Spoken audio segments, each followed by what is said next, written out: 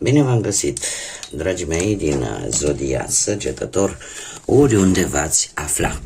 Bine ați venit tuturor pe canalul meu, Tarot Flor de Loto. Numele meu este Nina și ca de obicei mă bucur să vă am alături, atât pe dragii mei abonați, cum de asemenea și pe cei care poate sunteți pentru prima oară aici pe canal. Azi am hotărât să fac o lectură în urma unor mesaje care le-am primit de la voi și m-am gândit să întreb cărțile de ce vi se întâmplă ceea ce vi se întâmplă. De ce acest subiect? Pentru că mulți dintre voi mi-ați trimis mesaje cu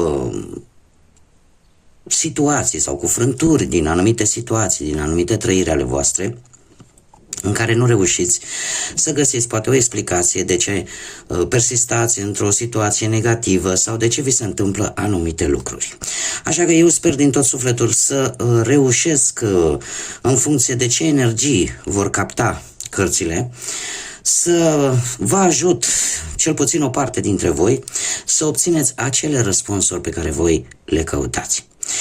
Desigur, dragii mei, nu trebuie să uitați un aspect important, că la voi stă liberul arbitru, voi vă decideți viitorul, așa că vă rog, ca de obicei, fiind și o lectură generală, să luați decât ceea ce rezonează cu voi, iar restul lăsați-le să zboare în univers, pentru că sigur sunt pentru alte energii, pentru alte persoane, care într-o mai mică sau mai mare măsură au o legătură cu Zodia Săgetător.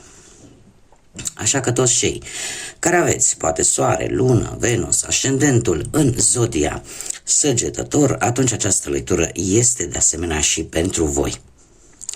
Înainte de a începe, trebuie să vă mulțumesc din suflet tuturor celor care mi-ați trimis mesaje de sprijin, de apreciere vis-a-vis de ceea ce eu fac aici pe canal, mai ales în urma ultimului set de lecturi în care eu am prezentat un anumit aspect care m-a deranjat.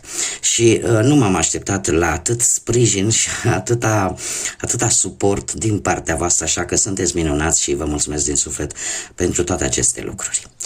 Și acum am de ce să folosesc runele de data aceasta și avem un oracol cu rune și avem de asemenea și un tarot cu rune, iar la sfârșit vom cere un mesaj, un sfat de la înger, de la arhanghel, să vedem cam ce au de spus vis-a-vis de situațiile cu care ne vom întâlni în această lectură. Și haideți să începem și să vedem ce ne spun runele, dragilor, despre voi, despre dragii mei din Săgetător. Să vedem.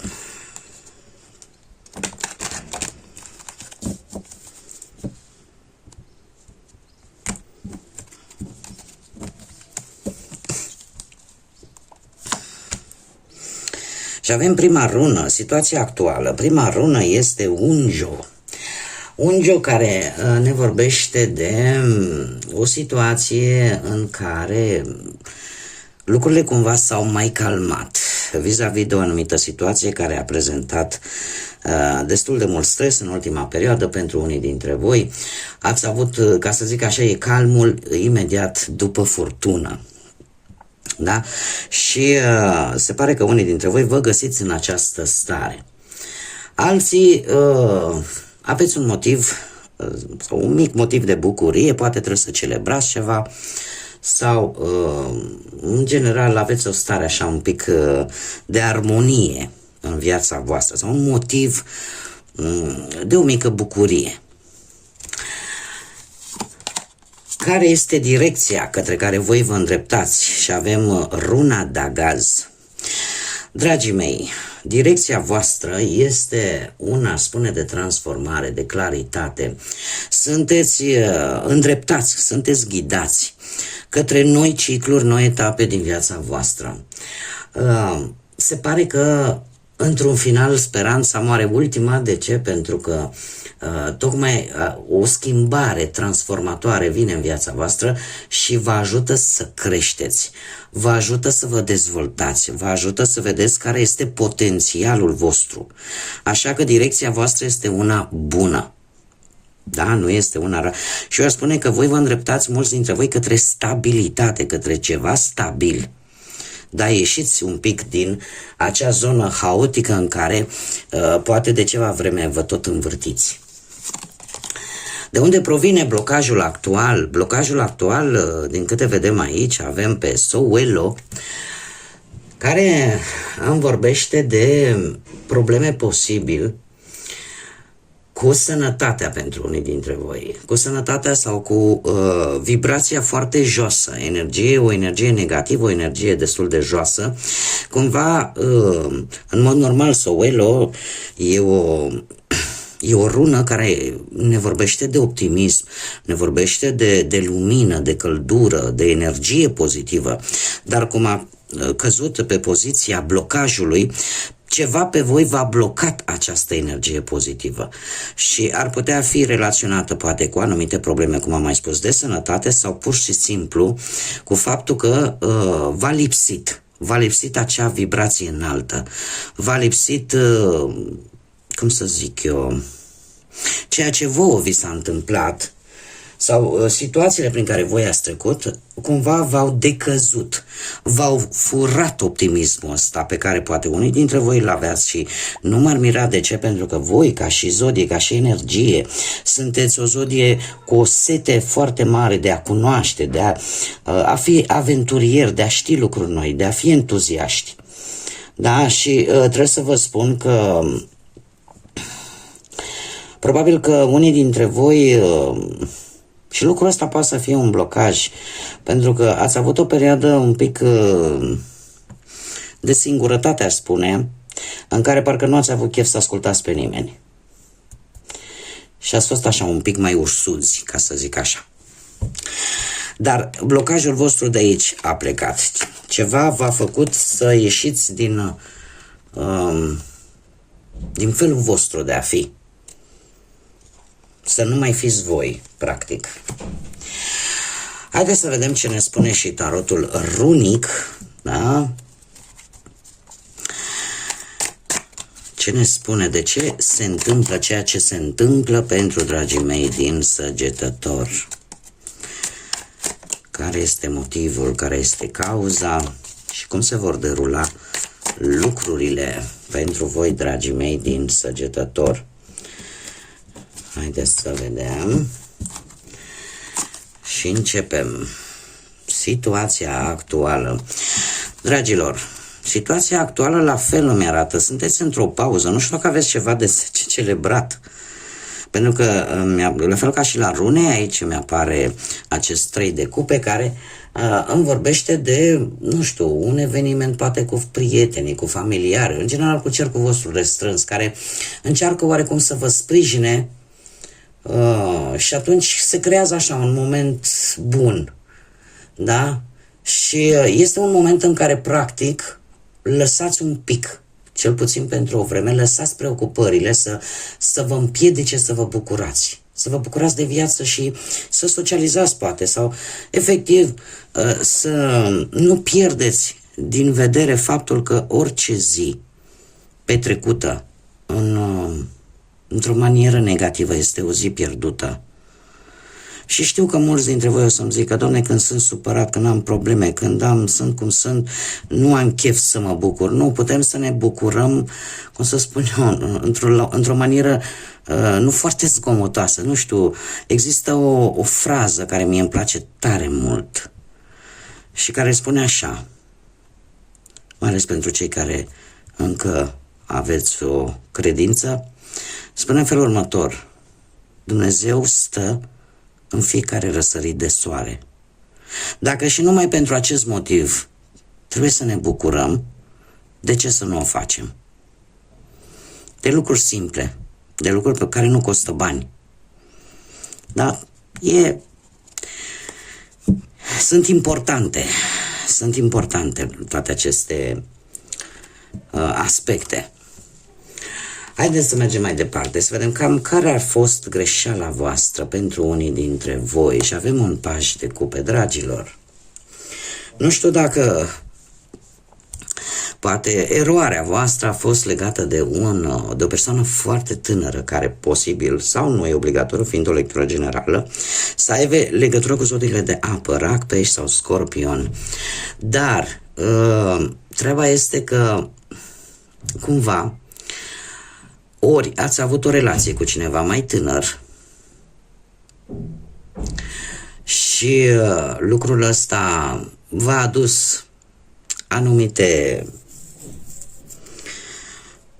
n-aș zice mai mult dezavantaje, dar v-ați dat seama că nu era chiar tocmai situația indicată pentru voi. Alții, poate că n-ați profitat de o anumită veste bună pe care ați primit-o, n-ați avut încredere în voi în acel moment. Alții, poate, ați pierdut un apel important, poate în urma unui interviu, care avea un rezultat pozitiv. Alții nu ați avut-o, mai lipsa asta de încredere pe care voi ați avut-o în voi v-a făcut să nu fiți foarte siguri pe voi în semnarea poate a unui contract, a unei înțelegeri, a unui acord. Aici este vorba în mod general despre încrederea în sine. O lipsă de încredere în voi înșivă, care a constituit o eroare, din păcate, pentru unii dintre voi.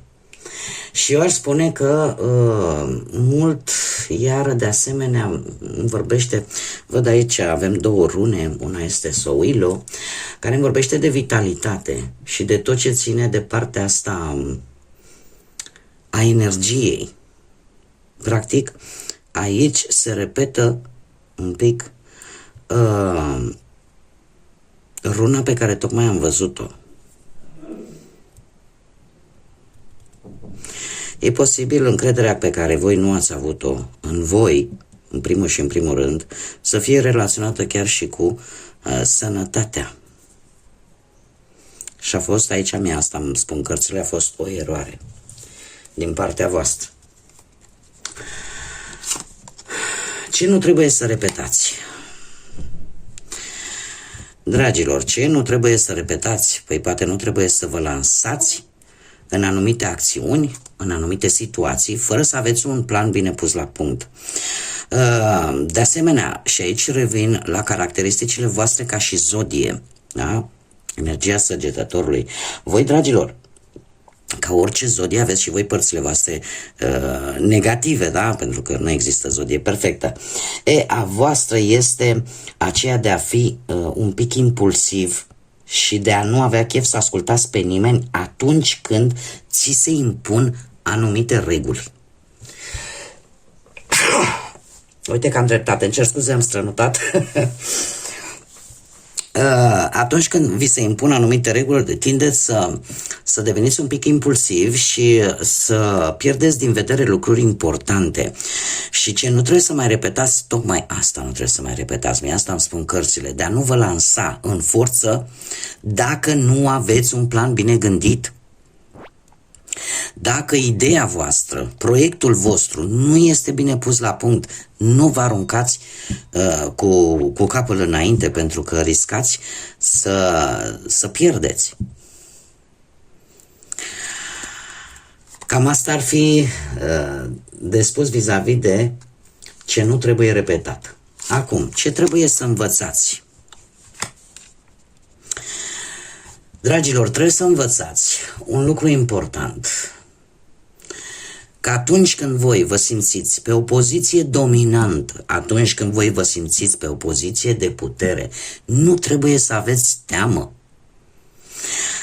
Cartea asta, 7 de bâte, îmi vorbește de siguranța de sine. Vorbim cam pe același aspect. Încrederea în forțele proprii. Și odată ce voi, deci ar trebui să învățați voi că atunci când sunteți pe o poziție de putere, voi aveți șanse mari să ieșiți victorioși. Încă un aspect important pe care de asemenea voi trebuie să-l învățați, că nu puteți mulțumi pe toți și că întotdeauna vor exista energii, persoane care vor rămâne nemulțumite, indiferent cât de mult v-ați dori voi să fie toată lumea mulțumită. Sau poate că nu neapărat să vorbim de o masă de oameni, putem vorbi strict de o persoană, dacă nu ai mulțumit poate alte persoane de-a lungul timpului, e de ajuns una singură să nu reușești să o mulțumești sau să o ajuți sau, mă rog, fiecare adaptează în funcție de situația sa. Și înțelepții din antichitate spuneau că de multe ori e de ajuns să greșești odată sau să nu poți să faci un lucru odată și restul se uită. Voi trebuie să învățați lucrurile astea, să vi le asumați și să nu lăsați ca ele să vă facă să vă coboare vibrația. Este pentru că vă face să deveniți poate temători sau să strecoară îndoiala aia în sufletul vostru și de multe ori nici nu mai puteți să vă urmăriți scopul, nu mai puteți să rezolvați ceea ce aveți de rezolvat, pentru că apare acel sentiment de cum să zice, de eșec. Da? Și voi trebuie să învățați lucrul ăsta atâta timp cât voi sunteți stăpâni pe voi, cât aveți încredere în forțele voastre proprii, nimic și nimeni nu vă poate doborî. Mergem mai departe. Care ar fi sugestia, ca să zic așa, a cărților cu ce ar trebui făcut? Și este foarte interesant, avem un 10 de spade, o carte cu o conotație destul de negativă, pe o poziție, culmea, care trebuie să ne indice ceva pozitiv, un sfat bun. Dragilor, care ar fi propunerea tarotului pentru ce ar trebui făcut pentru cei care au rezonat cu aceste mesaje? Păi aș zice că atunci când anumite jocuri ascunse se fac pe la spatele vostru, atunci când treceți prin momente dureroase, atunci când treceți prin momente de decepție, prin momente total neașteptate care vă dă peste cap și care aduc în viața voastră o schimbare super dramatică, da? Când aveți parte de pierderi, când aveți parte de trădări, singurul lucru la care trebuie să vă gândiți este că întotdeauna nu contează cât durează o furtună, întotdeauna va ieși soarele. Nu trebuie să vă închideți în această situație în care poate, nu știu, relațiile cu ceilalți, cu familia, să se îngroape odată cu voi. Luați-o ca pe niște experiențe de viață și în special această carte, 10 de spade, chiar dacă aparent are o conotație negativă, vreau să vă spun că simbolismul său aduce și un aspect important, o avertizare care spune în felul următor: aceste lucruri nu vor mai veni un timp foarte lung. Dar de ce?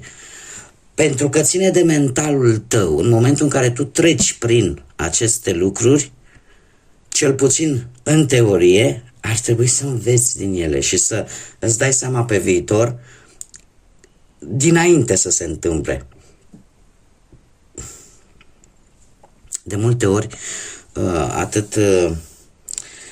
atât în situația poate a voastră și a multora dintre noi, nu știu dacă ați observat că de multe ori ține minte mult mai bine ceea ce ne face rău în viață decât ceea ce ne face bine. Ținem noi minte și aspectele pozitive ale vieții, dar în general cele care ne fac rău tindem să le păstrăm acolo într-un colțișor în creierul nostru pentru că au durut. Iar tarotul asta îmi spune: nu te lăsa indiferent de ce se întâmplă, în primul și în primul rând pentru că soarele iese. Nu e ceva permanent. Numai dacă refuzi să mai lupți, atunci da, e pierdută din start. Dar atâta timp cât te lupți, te ridici de jos, te scutura de praf și mergi înainte, nimic nu este pierdut. Care ar fi concluzia? Concluzia acestei lecturi pentru voi, dragilor din Săgetător, avem un 10 de cupe. Un 10 de cupe care mie îmi spune atât de multe lucruri bune. Primul lucru, se pare că pentru unii dintre voi e posibil să se apropie un eveniment familiar, important, care poate să fie legat, nu știu, de o căsătorie, un botez, o naștere, ce vreți voi, la nivel familiar, dar un eveniment plăcut. Dacă nu vorbim de acest lucru, vorbim de faptul că valorile tale și principiile tale de viață vor fi unele foarte solide și vorbim pe toate aspectele vieții. Vei ști care este drumul bun pentru voi, tocmai în urma experiențelor pe care le-ai avut. Pentru alții va veni o perioadă în care veți fi importanți la locul de muncă, în care oamenii vor avea încredere în voi. Alții care sunteți poate în căutarea unui job, sunt mari șanse să găsiți un job satisfăcător pentru voi. Dacă vorbim de bani, o perioadă prosperă va veni în viața voastră, iar chiar dacă acum ai probleme, există cineva din familia voastră care vă poate ajuta. Dacă vorbim de dragoste, pentru cei care sunteți într-o relație, se pare că unii dintre voi, dacă ați gândit negativ vis-a-vis de relația voastră, se pare că o să vă dați seama că nu aveți de ce să vă preocupați, unii dintre voi. Chiar poate să vină, așa cum am mai spus, un eveniment, o logodnă, sau pur și simplu familia te va sprijini într-o problemă legată de relația voastră. Pentru cei singuri, mari șanse să apară o relație foarte importantă în viața voastră. Așa că nimic nu este pierdut atâta timp cât continuați lupta și nu vă lăsați. Asta este cel mai important. Haideți să vedem ce mesaj au îngerii și arhanghelii pentru voi, dragilor din Săgetător. Un mesaj, te rog, pentru dragii mei din Săgetător. Și avem un înger din corul angelic, cel mai aproape de către tronul lui Dumnezeu, pe Melahel. Și înainte de a dezbate un pic mesajul acestui îngeraș,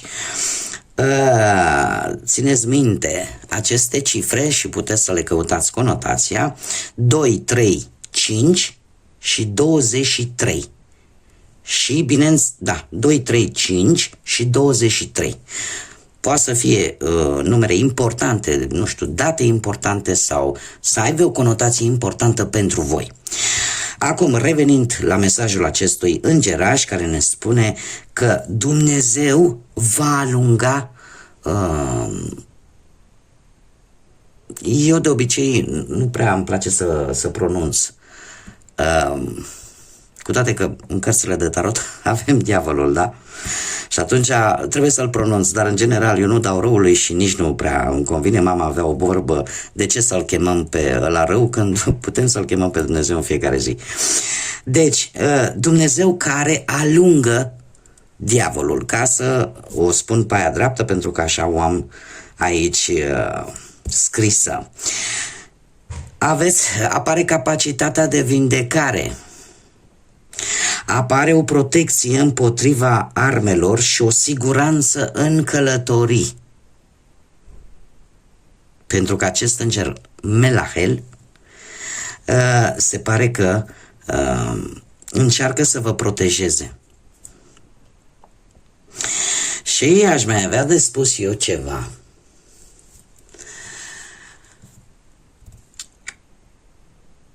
Dragilor, ieșiți. Cred că e un mesaj de asemenea cu care vine acest înger. Ieșiți din această atitudine, cum să spun eu, de apatie în care unii dintre voi sunteți. Pentru că șanse, oportunități pot veni către voi.